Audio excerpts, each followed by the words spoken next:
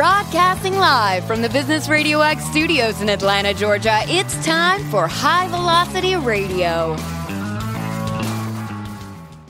Welcome to the High Velocity Radio Show, where we celebrate top performers producing better results in less time. Stone Payton here with you this afternoon. Please join me in welcoming to the broadcast with Core Matters, Mr. Ryan Englin. How are you, man? I am fantastic. Well, it is a delight to have you on the show. I got a ton of questions. I'm sure we won't get to them all, but I think a great place to start would be if you could articulate for me and our listeners mission, purpose. What are you and your team really out there trying to do for folks, man? You know, our mission is to help entrepreneurs understand that there is a better way to run business so that they have the time to focus on the things that matters most to them. And, I grew up in an entrepreneurial blue collar family, and I remember my dad telling me, I'm doing this to provide a better, better opportunities for you kids and to give you guys the things we didn't have. And I see entrepreneurs do that all the time. And then 18, 20 years goes by and they're like, well, the kids are grown now. And all the things that were really important, I didn't have time for because I was so busy, so focused on growing this business. Well, that's a little bit of the history, but what is the full backstory, man? How did you land into this line of work? You know, like I said, I grew up in an entrepreneurial blue collar family, and I did like any good son would do and told my dad I'm not going into the family business. So I went the college route. I went to corporate, and I just was like, this isn't me. So I eventually became an entrepreneur, and I wanted to work with contractors that we're making it happen. And so I ended up working with a lot of home service contractors, those HVAC technicians and plumbers that keep everything working for us. And, a couple of years into it, they were all struggling with the exact same thing. They didn't have enough people. And as many leads as I could generate for them, as many opportunities I could generate for them in a marketing world, they still couldn't find enough people. So it was in an act of desperation, insanity, whatever you want to call it, where I said, you know what, maybe I should help these guys hire frontline people. And about 7 years ago, I did that with resounding success. And it was so much more fun. It was so different that I just said, this is what I want to do. There are so many people that don't know how to recruit, that don't know how to hire because no one ever taught them. Let's create a coaching and training company where we can teach them how to build these systems and processes and attract, hire, and retain the best people that are out there. Man, what a noble pursuit and important calling. Why is recruiting so hard? I mean, it's hard for all of us, those of us in the professional services arena too, and especially for these folks, you think? There's no one real easy answer, but I will tell you this. The biggest shift that I think people need to make when it comes to recruiting is realizing that recruiting is not an HR function. Recruiting is a marketing function. And when you recognize that and you start treating it like marketing, recruiting becomes a whole lot easier. What an interesting frame to put on it. So in your experience, if you put it in the marketing function, it's easy is probably not the right word, but more practical, more cost effective, more efficient to find, I'm air quoting here, good people. Yeah. If you think about it for a second, when it comes to recruiting, what's the first thing most people do? They put a job description up on a job board somewhere like Indeed or something, and they wait for people to apply. Well, that job description is an advertisement for an opportunity to join your team.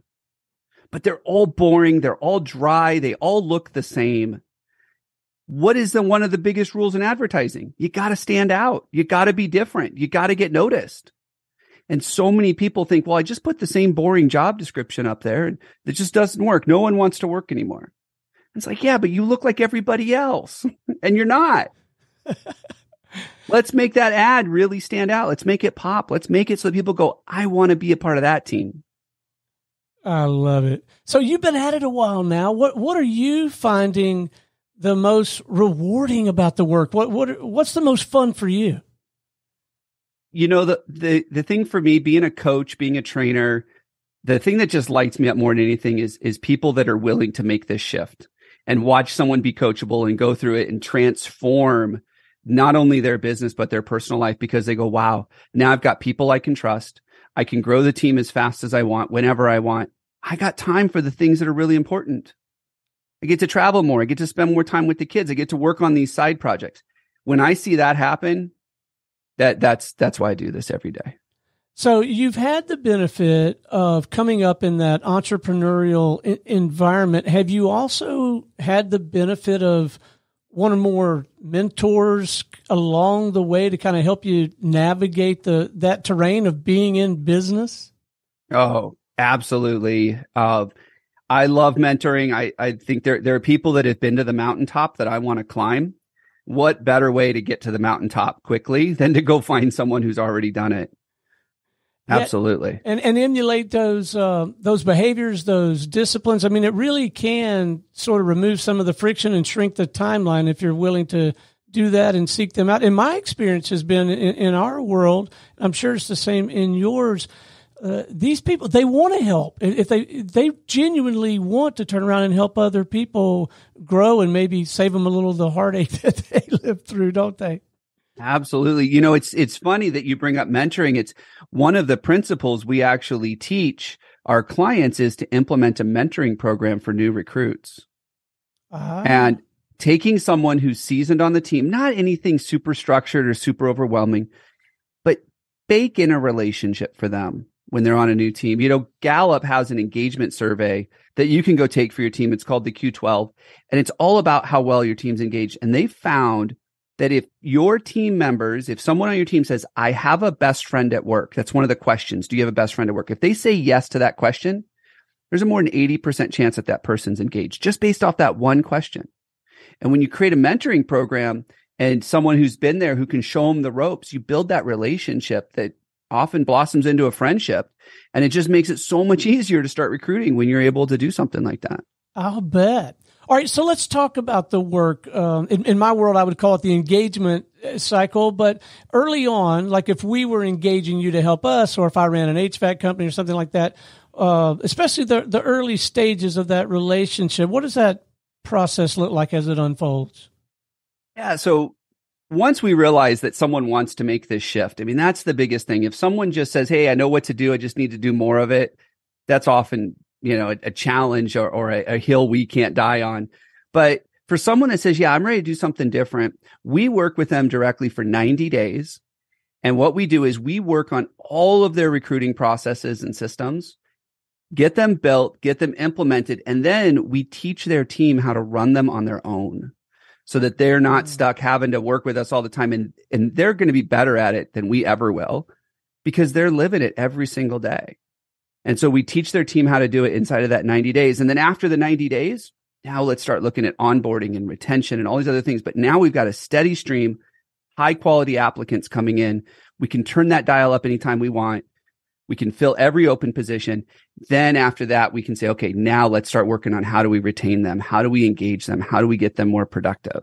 Well, I'm glad you brought up retention, and I have some questions around that. But before I go there, I'm always interested in the sales and marketing thing, man. How does the whole sales and marketing thing work for a guy like you? How do you get the opportunity to even have conversations with prospective clients? The work that we do has actually been described by many people I know as disruptive. It's a different way of thinking about it. So most people don't wake up and say, hey, this core matters. I want what they got. They don't think about it. There's not a lot of people out there that are training and coaching and how to do this differently and really get successful, be successful at it and get really great results. So the number one way people learn about me is by doing shows just like this and getting the message out there, because so many entrepreneurs, they want to learn. And they invest in their learning. They're reading books. They're listening to podcasts. They're going to webinars. And so we found that's the most successful way to get this message in front of people. All right, let's talk about hanging on to them. Once we get a good one, how do we keep them, man? Here's the thing, and the studies show this. Looking for work is one of life's most stressful events. So think about that for a second. This is on the same list as death of a loved one, divorce, relocation. Looking for work is on that same list every single year. Looking for work sucks. It's not fun. People don't like it. So if you've got somebody who is leaving you, that means they were looking for work somewhere else. That means things were pretty rough for them, because they're willing to go out and say that stress of looking for work is less than the stress I'm dealing with here. And I'll tell you, over the last 3-4 years, we've seen it because so many people have struggled. What's the first reaction? Overtime for everyone, right? And we're burning our people out.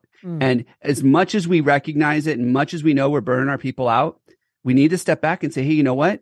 Maybe we need to take on one last client. Maybe this year isn't going to be as big a growth year because we need to preserve the health and the quality of our people.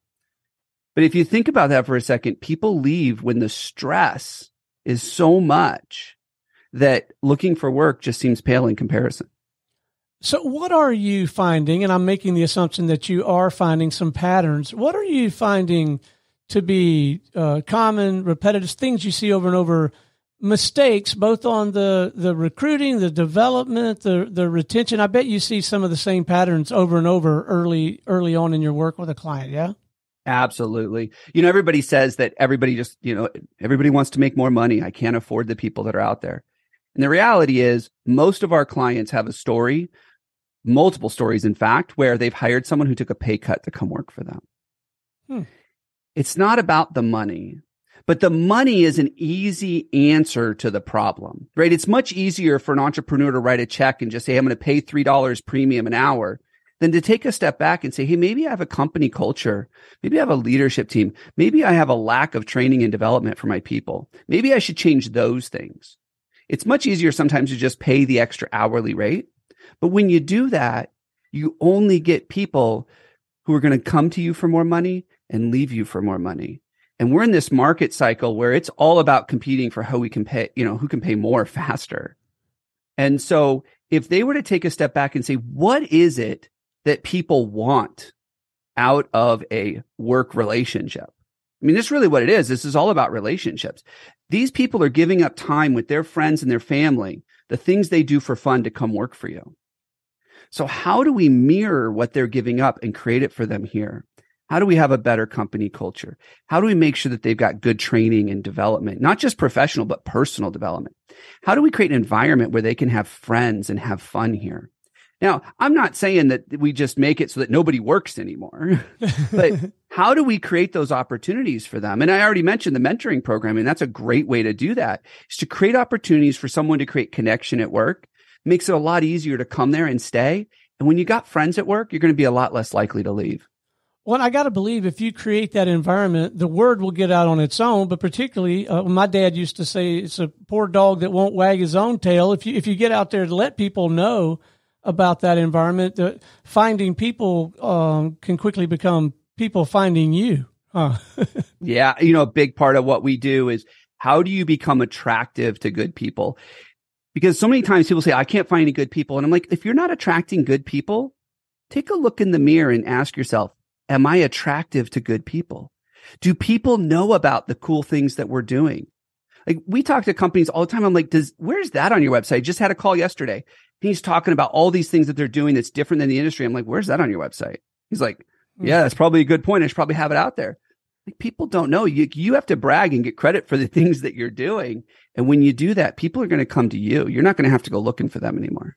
Well, it's an excellent point. And I think that paired with a strong, compelling origin story, in my line of work, I get to hear some really interesting origin stories, how things got started. And I would think, as a prospective employee, if I looked into an organization and I heard their origin story, and then I heard what you're describing here about the environment, I got to believe that could be very compelling. Absolutely. We got a client that we worked with last year, and when we started asking them about all of these stories, you bring up story. I'm like, oh yeah, this person, has this story on how working for us impacted their personal life. This person, we helped buy a house. This person got out of debt. This person was able to retire a millionaire. Like, they have all these stories. And when we started collecting all these things and we sat down, I remember the owner of the company looking at me, he goes, you know what? That's what I want. I want a company where every single person that interacts with us has a story to share. All right. And I want some powerful stories to share. And so that all of a sudden became more of their vision for how they drive the company forward. Yeah. Okay, I want to get some tactical advice. It's one of the benefits of doing this for a living. Hey, guys, if you want free consulting, get yourself a radio show. They may not always give you the answer, but you could try. But no, I got to confess to you, Ryan, while I think I do a pretty good job in this platform of conducting an interview, I think I'm probably the worst interviewer on the planet when it comes to conducting an interview for someone to come and work with us. And I know one of the traps, I'm at least self-aware to know that one of the traps I fall into is I just have a tendency to, I don't know, just believe in them too quick and I don't know, maybe hiring my own image. Again, are there some things that you share with your clients to help them do a better job in that part of the process? Yeah, interviewing is my favorite part of the process. Like once we've found good people and they're applying, once we've automated the process so that we can keep up with volume, how do we interview and make sure that they're the right people? And I'm going to do a quick little plug here. I'm going to give my website later, but on my website, you can download a copy of my book called How to Hire the Ones You Won't Want to Fire. And in that book, I outline some very on point tactics, things you can go do by the end of the day to help with your interview process. But let me share this. When it comes to interviewing, what I usually see happen, and this is the biggest mistake people make in interviewing, is the employer feels that they have to sell themselves. And so what happens is, and I'm not kidding, I had a client that had me this. He goes, here's my interview process. Spend 25 minutes bragging about how awesome we are. That was step one. Well, here's what happens. You brag about how awesome you are for 20 minutes and you sell yourself. And then you start asking questions. And guess what? You just gave them all the answers to the test. So they tell you everything that you want to hear. And you're like, this is amazing. And you hire them and they don't work out. Because what we need to be doing is we need to be focusing on them selling us. If we want higher quality people joining our team, we got to make sure they're high quality during the interview process. And that means they have to sell us. Now, good employees, they don't interview a lot, right? They'll work 5, 6, 7 years one place and then say, okay, it's time to move on. The ones that are interviewing all the time, you don't want to hire anyways because they've got a new job every 3 months. But the ones that are really good, they don't interview well because they don't do it a lot. And so what you need to do when you're interviewing is be there for them and help them through this process, guide them with questions. Just like you're doing here with me, you're interviewing me today and you're asking me questions to guide this conversation. Same thing we need to do there is ask them questions to guide them through the answers that you're looking for so that you create a really great conversation and you can make a really objective decision as to whether or not they're a good person to hire. Well, I'm glad I asked. I think that's helpful because I think I resemble that remark. I think I probably babble on about how great and wonderful and how Business RadioX is going to solve world peace. And, and then the guy said, I want to solve world peace. You know, when do I start? Yeah. Oh, that's funny. Okay. I got to hear more about this book. I got some questions about content and structure and that kind of thing. But a broader question, when you were, I want to talk about the process of writing a book in the first place, because a lot of our listeners, you know, feel like maybe they have a book in them. Did parts of the book come together much more easily than others? Was the whole thing a struggle? Was the whole thing a breeze? What was that process of writing a book like for you? Well, I'm going to give you two answers because the book I mentioned, How to Hire the Ones You Don't Want to Fire, that book I wrote just out of an opportunity that I saw with my clients. I was coaching them through the same things. It's real short. It's about 60 pages. That book just kind of flowed out. It was done. And it was really easy. But I am now in the final stages of writing a much bigger book that goes through our whole process, about 1.5 years into it. And that book, there were parts of it where I realized going through the book that some of it just came out. It was easy. And then there were other parts where I was like, I teach people this stuff, but I don't know how to articulate it in a way that it's going to make sense in a book. And it required me going back to the drawing board on some of the things that we teach and some of the things that we do. And, you know, here we are 1.5 years later, and it's not because that's how long it takes to write a book. It's just there were some parts that were just real sticky. And when I shared it with test readers, they were just like, Ryan, I am so lost what you're doing here. But, you know, the thing that I'm learning now, having gone through this, when I write my next book, is that plan up front, knowing that the journey that you're going to take the reader on from start to finish, just spending the time doing that. I wish I would have done that more. I think it would have been a lot easier to do the book. Well, and I got to believe the blood and sweat that you are putting in by what you're describing, I got to believe coming out of that if nothing else, and I'm sure it's going to have a marvelous impact on a lot of folks, me included, but if nothing else, I bet it helps crystallize, solidify for you the ways to articulate your disciplines, your processes, your methodology. I'll bet it makes you more effective coming out of the writing process. Oh, undoubtedly. I provide a better service to our clients because I've been through that process. Yeah. No question. All right. Totally on a different track here. You got a lot of irons in the fire. You got a lot going on. You're staying busy. And I'm interested to know, outside the scope of this work, your work, what, if anything, do you have a tendency to nerd out about? Like something totally different where sometimes you just dive in neck deep, whether it's a hobby or something like that. You have a tendency to nerd out on anything outside the scope of your work? I mean, we only got a few minutes left in the show. Where do I start? But, I got little kids at home. And so any chance I get to do anything with them, but I tell people there are two things I'll get out of bed before the sun for: golf and fishing. Uh-huh. And so any opportunity I get, in fact, I'm actually, my wife and I are talking about moving across country so that we can actually be in a place where I can golf and fish more, mostly fish. Cause out here, there's just not a lot of places to go fishing out here in Arizona. I love those things. And then, with my kids, I look at that and say, hey, my job is to prepare them so that when they're 18, they're ready to leave the house, and ready to go. And so any opportunity I get to pour into them, we study the Bible together. We have great conversations. And I mean, the little kids, 6 and 8, and, any chance I get to spend with them is a time where I get to geek out. Yeah. Also, always interested to know, I often frame it up at what's on your nightstand, but kind of getting at what are you reading, whether it's blogs, books, or studying for your own growth and development. What are you reading these days? Well, I already mentioned the Bible. Read that as often as I can. Great wisdom in there, great stories in there. And the thing is almost everything that I read translate into how I can do my business better. I mean, at the end of the day, I'm in a relationship business. I'm helping companies find better employees. And it's all about communication. And my wife and I, we read a lot of communication books, marriage communication and how men and women communicate different. And so much of that is able to translate back in. But one of the books that I really love reading is Love and Respect. And it's just about how people communicate differently. I can use the exact same words my wife uses and mean something completely different. That is so true. and challenging. That's true at the Peyton House too. Yeah. So those are some of the books I'm reading. And then, as far as a business book goes, one of my favorite is Never Split the Difference by Chris Voss. Negotiating book. It's an amazing book. I've read it a couple of times. Probably one of my favorite business books. So I have, with my youngest daughter, we've decided we're going to call it the Daddy-Daughter Book Club. But she recommended one that I'm enjoying. What is it costing you not to listen?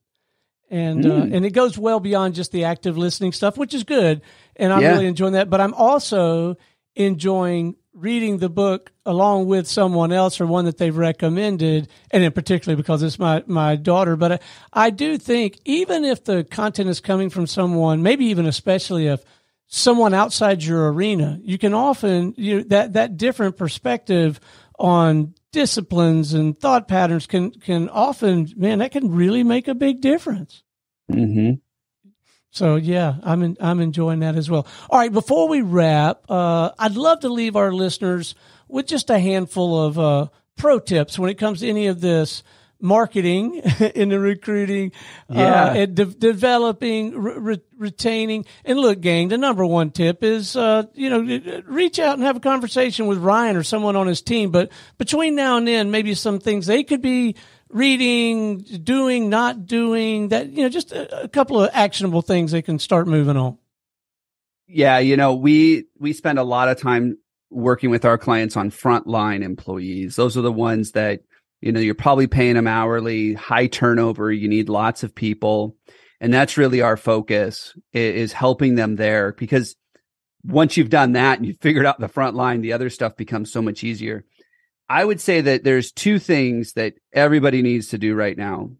Number one is get really clear. I mean, crystal clear, just like you did when you met with your marketing company to find out who your ideal customer was, and figure out who is the best type of employee for you. How do they behave? What do they believe? What do they do for fun?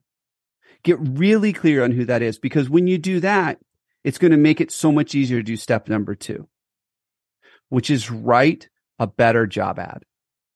Get rid of what HR wrote and write it like a commercial. Give it to your marketing team and say, hey, make this sound engaging, make it fun, make it compelling, make it so that someone would actually want to apply here. Our job ads are much longer than what most companies do. And, we just delivered a job ad to a franchise brand, and we got the reply, and they're like, can I apply here? and it was like, this is us, but I've never heard it articulated this way. I've never heard it described this way. So get really clear on who you're writing those ads for, and then write a better ad. Give it to your marketing team. Say, have fun with it. Make it exciting. Make it compelling. Forget, you know what? Here's the thing. If I'm an electrician, or if I'm a customer service rep or a sales rep, I know what those people do. You don't have to tell me all of the stuff that I have to be able to do. That's in the new hire paperwork, right? Let legal handle that stuff. But in those ads, tell me why I should come do it for you. Man, makes all the sense in the world, especially when you say it. No, it makes perfect sense. I just love putting that marketing frame on it. And we're going to take your counsel here at the Business RadioX Network. And I'm sure a lot of our listeners will as well. All right. What is the best way for folks who are listening to this to connect with you, tap into your work, maybe get access to that tool that you mentioned earlier in the conversation, and maybe have a conversation with you, man, whatever you think is appropriate, website, LinkedIn, email, that kind of stuff? Well, I am an easy guy to find, LinkedIn especially, but corematters.com. Just go to our website. We've got hiring tips. We got resources. We've got downloads. We just launched a brand new 14-question, takes less than 2 minutes, survey. You take this and you get instant results on where you need to focus most in your business so that you can start attract, hire, and retain the best people. Everything's on our website at corematters.com. Fantastic. Well, Ryan, it has been an absolute delight having you on the show this afternoon. I appreciate the insight, the perspective, and keep up the good work, man. What you're doing is important, and we sure appreciate you. Thank you, Stone. My pleasure. All right. Until next time, this is Stone Payton for our guest today, Ryan Englin with Core Matters, and everyone here at the Business RadioX family saying we'll see you in the fast lane.